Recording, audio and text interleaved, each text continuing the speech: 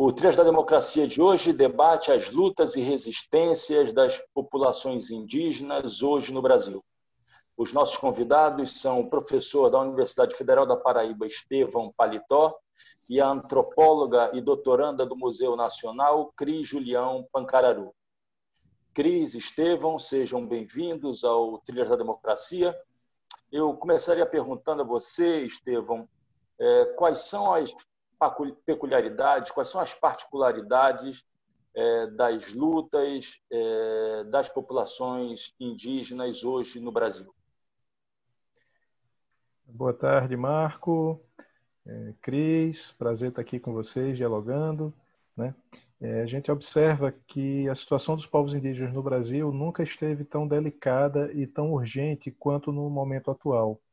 Além da situação da pandemia, nós temos um ataque organizado e sistemático a todas as políticas indigenistas que foram construídas ao longo do último período democrático, né?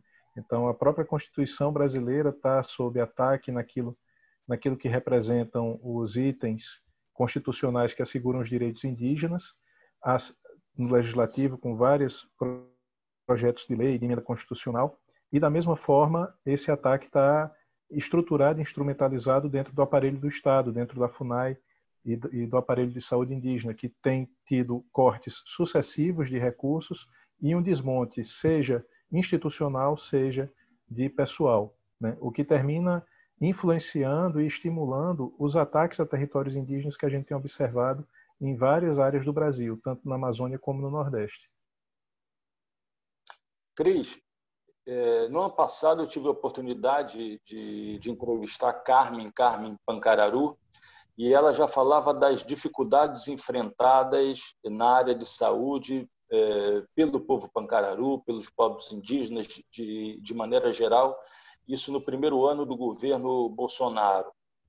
Você que nesse momento se encontra exatamente numa barreira sanitária na guarita de Taparica, no município de Jatobá, em Pernambuco, com a pandemia da Covid-19, como é que essa falta de assistência por parte do poder público vem se manifestando?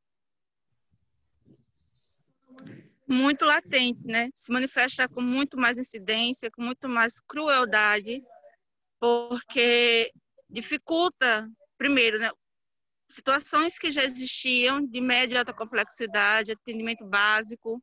Isso complicou bastante, porque trouxe esse medo dos próprios médicos serem os responsáveis pela transmissão da Covid-19 no território, e dificultou mais ainda também porque o pessoal precisa se deslocar até outros grandes centros para poder fazer tratamento, como Garanhuns, né, Recife mesmo, Caruaru, Arco Verde, para continuar os tratamentos, e isso desmobilizou essa continuidade do tratamento.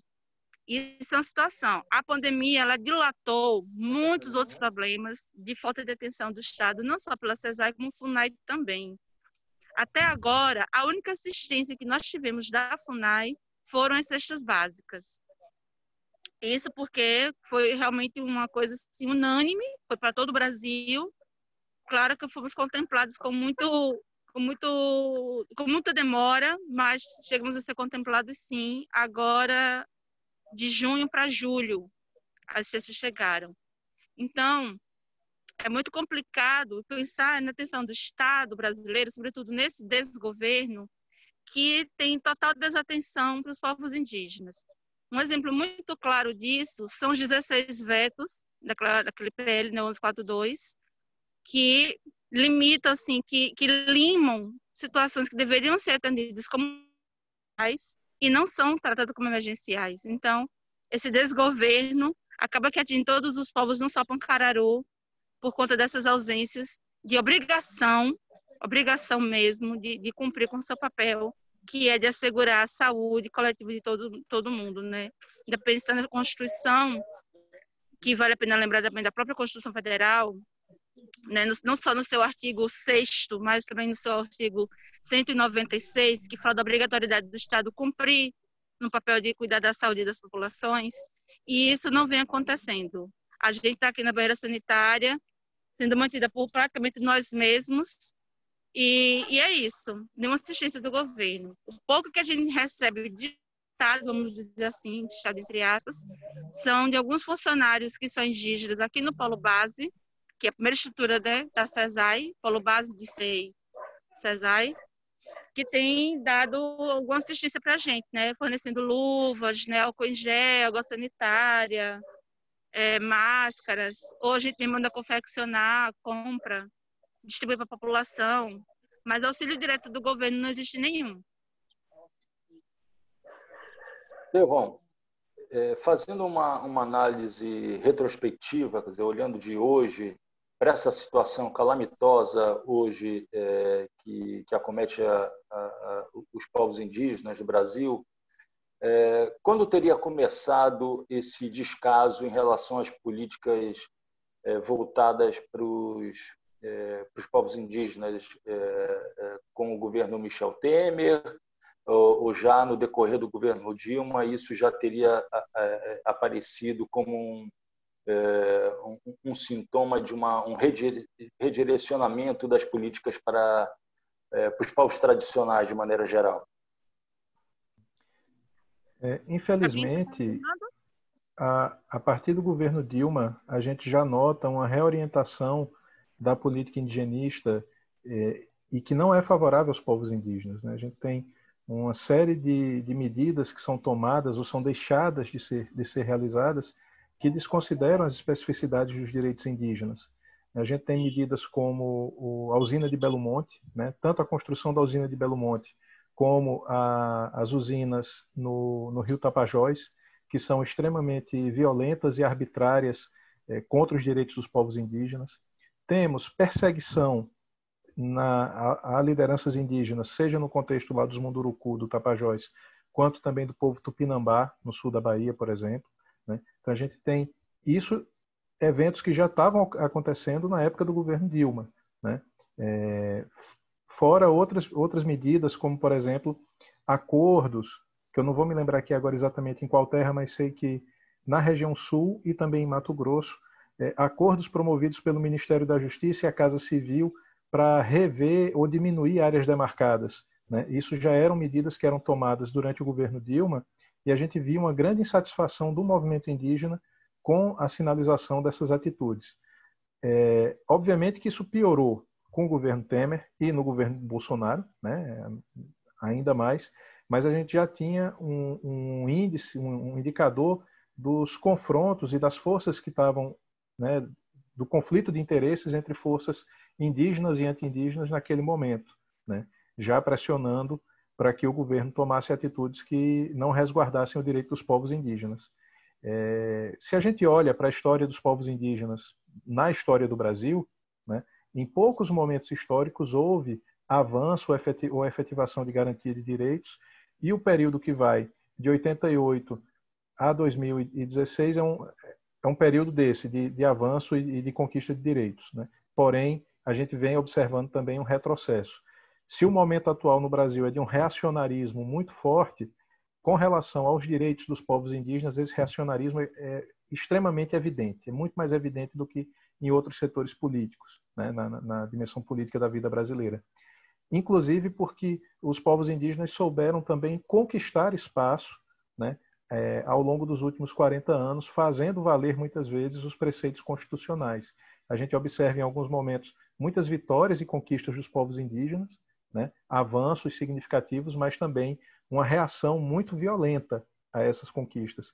E mesmo quando os indígenas conseguem recuperar territórios, reconquistar espaços, o preço disso, né, o custo disso é um custo muito alto, inclusive em termos de vidas. Estou lembrando aqui do caso do povo Pataxó Ranranhã, mas também o povo Trucá em Pernambuco, o povo Chucuru em Pernambuco, né, e outros que perderam várias lideranças em função de conflitos, né, a gente pegar dos anos 80, 90, início dos anos 2000, isso é uma constante, né, na história dos povos indígenas. Cris, Estevão falou do caso da construção da usina de Belo Monte, mas os Pancararu especificamente, já tem um histórico, né, de sofrimento em função da construção da usina de Paulo Afonso, e vem sendo ameaçada pelo projeto de construção de uma usina nuclear no mesmo espaço geográfico. E isso significa que os megaprojetos, né, são adversários, né, dos povos indígenas, e que os pancararus vêm sofrendo na sua pele, na sua história, com a construção desses megaprojetos de desenvolvimento? Bem,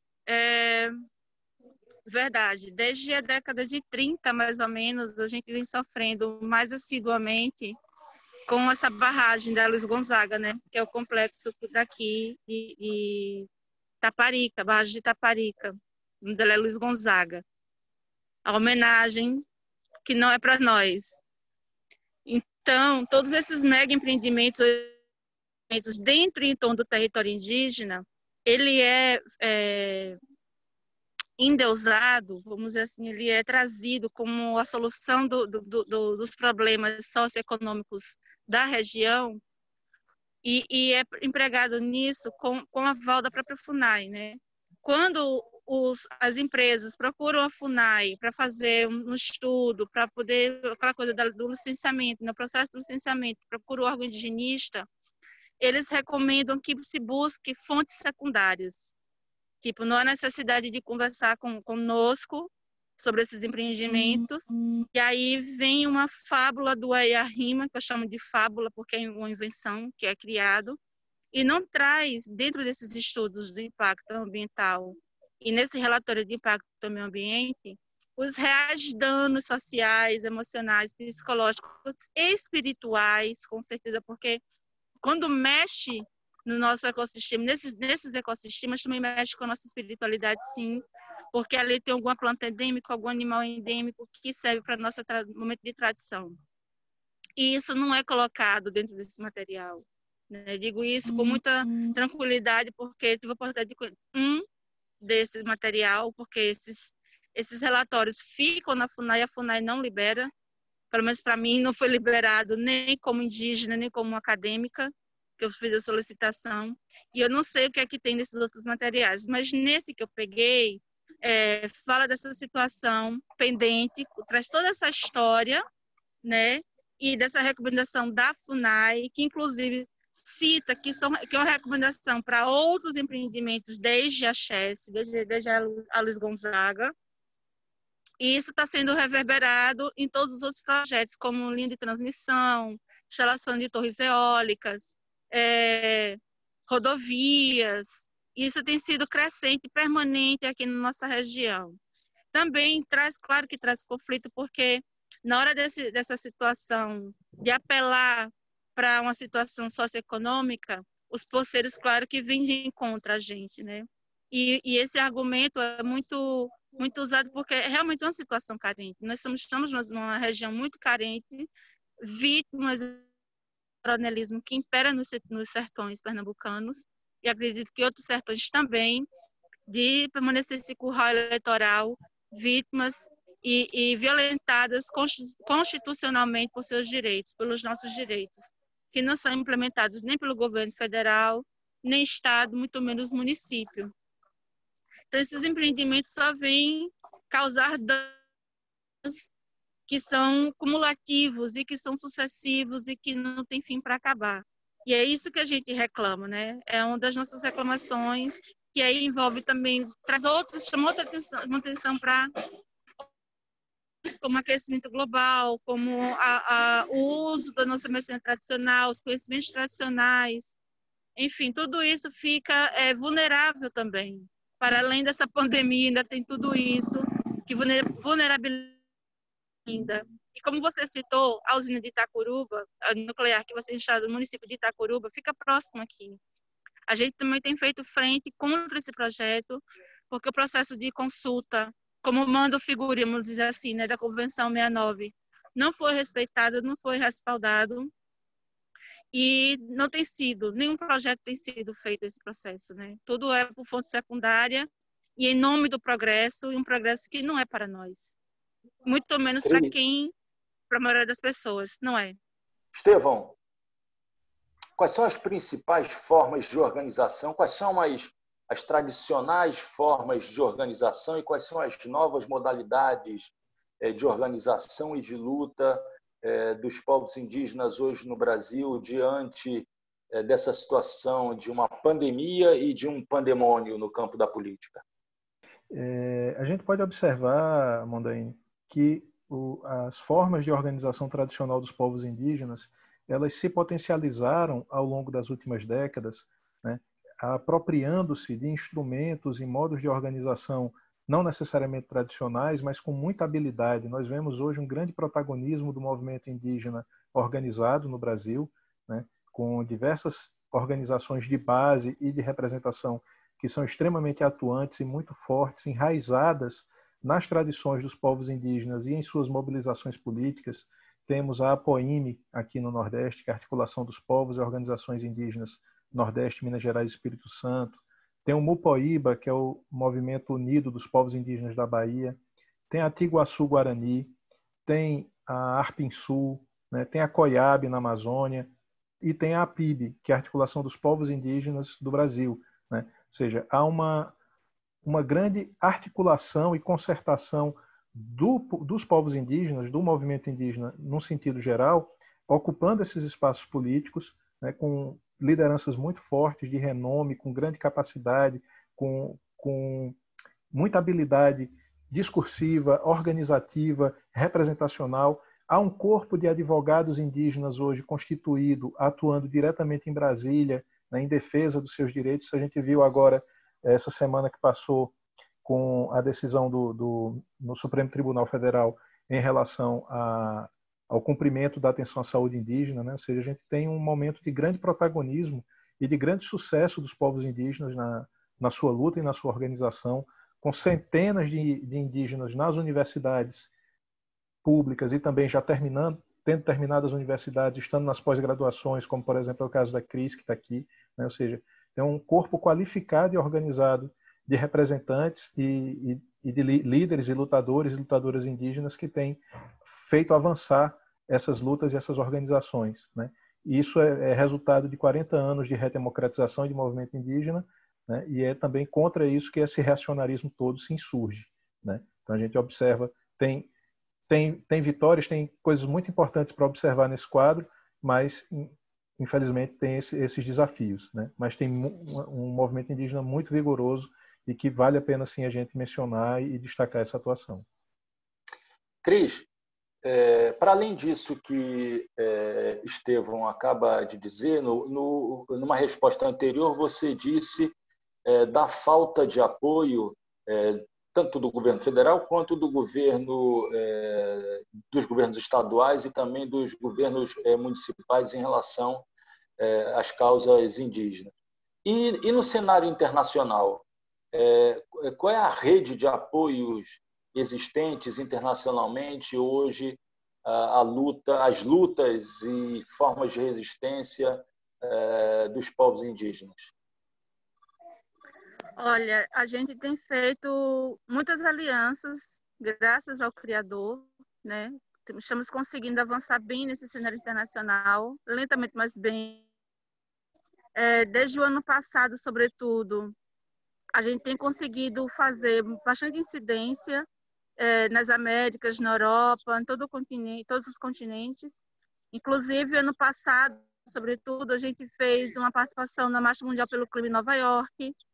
Participamos também da Jornada Mundial das Lideranças Indígenas, né? Sangue Indígena Não Agota Mais. Depois participamos também da COP25 em Madrid. Participamos de várias reuniões em Costa Rica, no México, aqui pela América do Sul, né? Todos os países, Colômbia, Peru, Chile, Equador. E a gente tem uma rede Aliança Global. E dessa rede de Aliança Global, também temos outras instituições, outros parceiros, indígenas e não indígenas do mundo todo.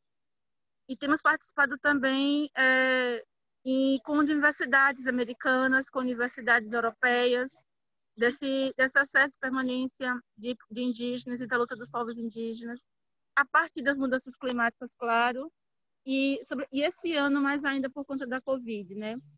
E conseguimos uma visualização, mais de 2 milhões de visualizações. Recentemente, temos o Plano Maracá Emergência Indígena, que é uma articulação da própria PIB, como o Chivo falou, a articulação dos povos indígenas do Brasil, também a nível internacional, de vários artistas nacionais e internacionais, que está rolando, né, uma campanha da PIB para arrecadar recursos, para apoiar as populações, todas as populações. E, Cris, como é que os governos dos países europeus têm se manifestado em relação à política genocida praticada pelo governo Jair Bolsonaro em relação aos povos indígenas? A gente tem apoio da Embaixada da Noruega, né? Tem apoiado vários projetos nossos, né? Junto com a POIME, com a COIAB, até com o Conselho Ivurupá, a FEPOINT. Tem sido muito solícito os governos europeus, né? Da Alemanha, até da Rússia. E muito em função da jornada Sangue Indígena Nenhuma Gota a Mais, que foi feita ano passado, de outubro a novembro, acho que foi assim, e dessas participações que a gente tem feito no cenário internacional, da Marcha Mundial pelo Clima, da COP25. Então, os governos europeus têm sido bem solícitos, ao contrário do governo brasileiro, que quer o nosso fim. Graças a Deus, a gente tem conseguido bastante incidência, inclusive espaços na ONU. Tanto é que numa dessas últimas reuniões, foi solicitado pelo presidente da FUNAG, pelo Robson, enfim, não lembro quem, que pediu para vetar a participação de Nara Baré, que é a coordenadora da COIAB, de participar de uma reunião da audiência da OEA. Então, assim, a gente tem sido bem acolhidos pelo cenário internacional, mas aqui no Brasil tem sido isso, esse desgoverno desse discurso e exercício do ódio. Paletó, você que não apenas é uma pessoa, você está no mundo acadêmico, mas você tem um compromisso, digamos, histórico com as causas dos povos indígenas, mas é um homem de academia, um homem, é um pesquisador, né? Como é que você relaciona esse tipo de política que incentiva o genocídio dos povos tradicionais, né, de indígenas, quilombolas? Como é que você relaciona isso ao negacionismo que também é incentivado por esse mesmo governo? Pois é, Mondaine, cada área da ciência tem o seu terraplanismo, né? Tem o seu negacionismo. O negacionismo, o terraplanismo na área das ciências sociais, da antropologia, é exatamente aquele de que os índios precisam ser integrados, né? De que os povos indígenas precisam da nossa sociedade, quando é exatamente o contrário. Nós é que precisamos das sociedades indígenas, nós é que precisamos dos conhecimentos indígenas sobre como viver na terra sem violentar a terra, né? Essa dimensão ambiental, a perspectiva dos povos indígenas sobre o cosmos, sobre o universo habitado, não só por nós, mas por outros seres, né? E a indissociabilidade da nossa vida com a vida dos outros seres, isso é fundamental que nós possamos aprender com eles a não destruir o mundo que nós vivemos, porque a nossa civilização ela tem produzido essa destruição sistematicamente, ela tem produzido um mundo e uma sociedade adoecidas. Então, nesse sentido, é importante aprender com os povos indígenas, e o negacionismo do valor da cultura e da vida dos povos indígenas é algo que prejudica a todos nós, né? E aí não só os povos indígenas, mas as outras populações tradicionais como um todo, né? Então, fazer ciências sociais, fazer antropologia, tem que estar, assim, atrelado ao compromisso ético com esses povos e com as visões de mundo que eles sustentam, né? Para a gente poder fazer, inclusive, a crítica do mundo que nós vivemos. Não adianta querer fazer ciência apenas para ser mais um instrumento colonial, né? De supremacia sobre os povos indígenas, né? O genocídio não pode continuar, é preciso parar o genocídio, né? E existem muitas formas de genocídio, muitas, né? Cris, nós estamos chegando ao fim do Trilhas da Democracia, mas eu queria te perguntar, por fim, você que não apenas uma antropóloga, uma doutoranda do Museu Nacional, mas vive na pele toda essa gama de perseguição histórica sofrida pelos povos indígenas no Brasil. Quais são as tuas expectativas em relação ao mundo pós-pandemia? Queria muito acreditar que essa pandemia, que despertou tanto ódio, despertou tanta usura, tanta destruição, também despertasse com a mesma intensidade ou proporcional o amor, a empatia, a solidariedade. É isso que eu espero para um pós-pandemia, estarmos mais unidos, mais compromissados com o bem viver, que respeite a diversidade étnica e plural, biodiversa, mega social do nosso país. Que a gente consiga enxergar o lado bom das coisas e vivenciar e praticar esse lado bom das coisas. Porque para todo mal traz um bem, então vamos aproveitar, vamos procurar, vamos nos dedicar a encontrar que bem é esse e ser um assíduo praticador do amor, do acolher ao próximo, enfim. Porque o amor ao próximo é isso, não é fazer coraçãozinho, declarações, é acolher, é respeitar, é valorizar. E é isso que eu espero esse pós-pandemia, que sejamos mais unidos e sim, sejamos um povo plural, mas unidos. É isso. Paletó, muito obrigado. Cris, muito obrigado pela participação em mais esse Trilhas da Democracia. E que o governo do estado de Pernambuco, como fez em outras áreas, tome a dianteira e se antecipe à possibilidade de mais uma perseguição, de mais um massacre do povo pancararu que habita o seu território. E o Trilhas da Democracia volta na próxima semana, sempre discutindo temas relativos à defesa da democracia e dos direitos humanos. Até lá!